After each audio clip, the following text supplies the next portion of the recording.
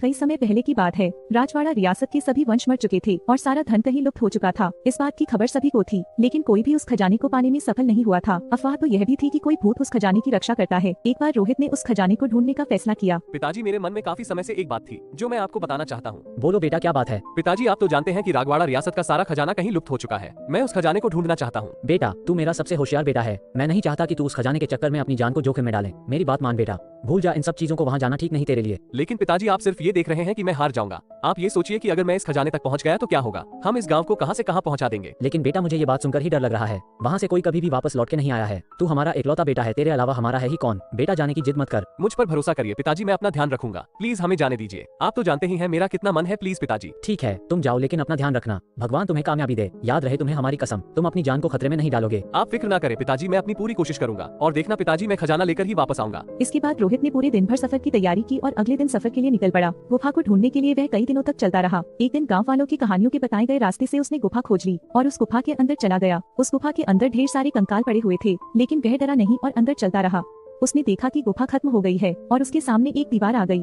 उसने काफी देर तक दीवार के हर कोने को बारीकी से देखा और उसने फिर उस दीवार पर अपना हाथ रखा। तभी एक रोशनी आई और रोहित अपने आप को दूसरे जगह पाया। हे भगवान, ये क्या मुसीबत है। लगता है खजाने की सुरक्षा के लिए ये सब बनाया होगा। रोहित जैसे ही कदम आगे बढ़ाता है तभी नीचे की जमीन फट जाती है और रोहित अंदर चला जाता है और वहाँ से एक भूत की आवाज आती है। मैं हूँ इस खजाने का रक्षक। क्या हुआ, डर गए? खजाना चोरी करने आए हो? देखो, मैं खजाना चोरी करने नहीं बल्कि गरीबों की मदद करने के लिए इस्तेमाल करना चाहता हूँ। तभी शैतान बाहर आ जाता है। तुम जैसे बहुत आए और मारे गए, अब तुम्हारी बारी। मुझे जाने दो, मैं इस खजाने से सबकी भलाई करना चाहता हूँ। यकीन करो मेरा। यह खजाना राजवाड़ा के राजाओं का है और उनके मर्जी के बिना कोई नहीं ले जा सकता, समझे तुम? यह कहकर भूत ने रोहित पर वार कर दिया, लेकिन रोहित को कुछ नहीं हो रहा था। तुमको कुछ हो क्यों नहीं रहा? रुक जाओ भस्मासुर।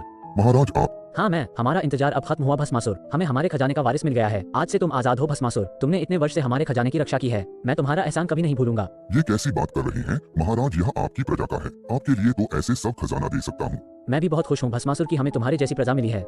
हम ये सारी संपत्ति रोहित तुम्हारे हवाले करते हैं। इससे गांव का भला करना। लेकिन महाराज, अगर यह भी लालची निकला तो? नहीं भस्मासुर, आज जब मौत इसके सर पर थी तब भी यह सब के बारे में सोच रहा था। भला इससे ज्यादा नेक इंसान कौन हो सकता है जो खुद से पहले दूसरों का सोचे। हम हमेशा यही चाहते थे कि हमारा खजाना प्रजा की भलाई में लगे, लेकिन रोहित से मिलने के बाद मुझे यकीन हो गया है अपना वारिस रोहित ही है। इसलिए अब हम दुनिया से खुशी खुशी जा सकते हैं। मुझे माफ कर दो रोहित, मैं तुम्हें पहचान नहीं पाया। इस खजाने से लोगों की भलाई करना और अपना ख्याल रखना। महाराज, आप मुझ पर यकीन कीजिए, मैं इस खजाने का कभी भी गलत इस्तेमाल नहीं करूंगा। इस खजाने से मैं सबकी हमेशा भला करूंगा ताकि आपके खजाने का सही इस्तेमाल हो सके। आप बेफिक्र हो जाइए, आपकी अधूरी इच्छा मैं पूरी करूंगा। हमें बहुत खुशी हुई जानकर कि तुम मेरी इच्छा पूरी करोगे भस्मासुर। हम दोनों को चलने का वक्त हो गया है। तभी एक रोशनी आती है और वह दोनों गायब हो जाते हैं।